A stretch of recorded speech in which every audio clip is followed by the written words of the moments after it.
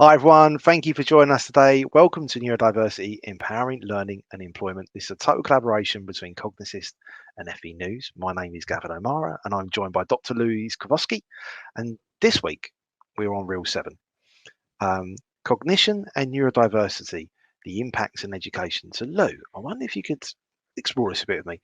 What is the connection between cognition and neurodiversity? Why does it matter? It's a huge question, isn't it? So, cognitive differences are common across most neurodiverse conditions, but specific learning differences like dyslexia, dyscalculia, and dyspraxia are defined by cognitive differences. For other conditions, we would look at additional aspects like behavior, social, or personality.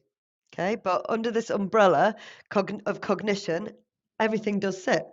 And cognitive assessments are an evidence-based measure of our differences in processing information and also identifying learning needs in those areas like language and numbers, fluid and visual reasoning, also memory, which are all vital for effective learning.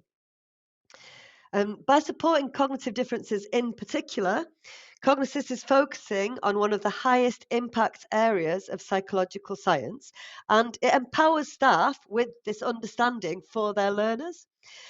It's also important to look at other areas where learners may require support, like behavioural challenges and mental health. But if a learner experiences fundamental challenges with learning, then that is going to create significant barriers to achievement if they don't get support and reasonable adjustments.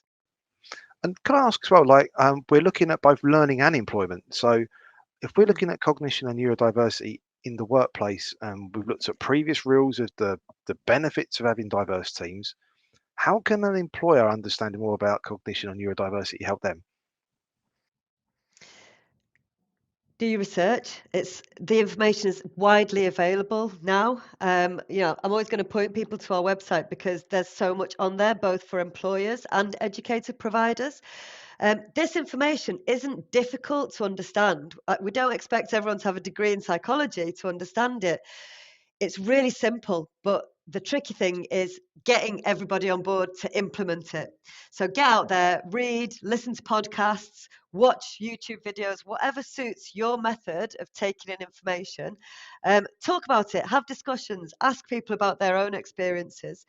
We know that we've seen consistently that research shows cognition has a direct impact on educational attainment and career progression. So, this is something for all of us to understand and get our heads around. Yeah, definitely. When we're looking at previous rules as well around highly productive teams, it's really important for employers to understand how we can, mash teams together and make things work in cool different ways. Oh, brilliant. So thank you for joining us this week. Next week is Real 8, and we're exploring memory and inclusive learning strategies. So thanks for joining us this week. We'll see you next week. And thanks for joining us on Neurodiversity, empowering learning and employment. See you next week.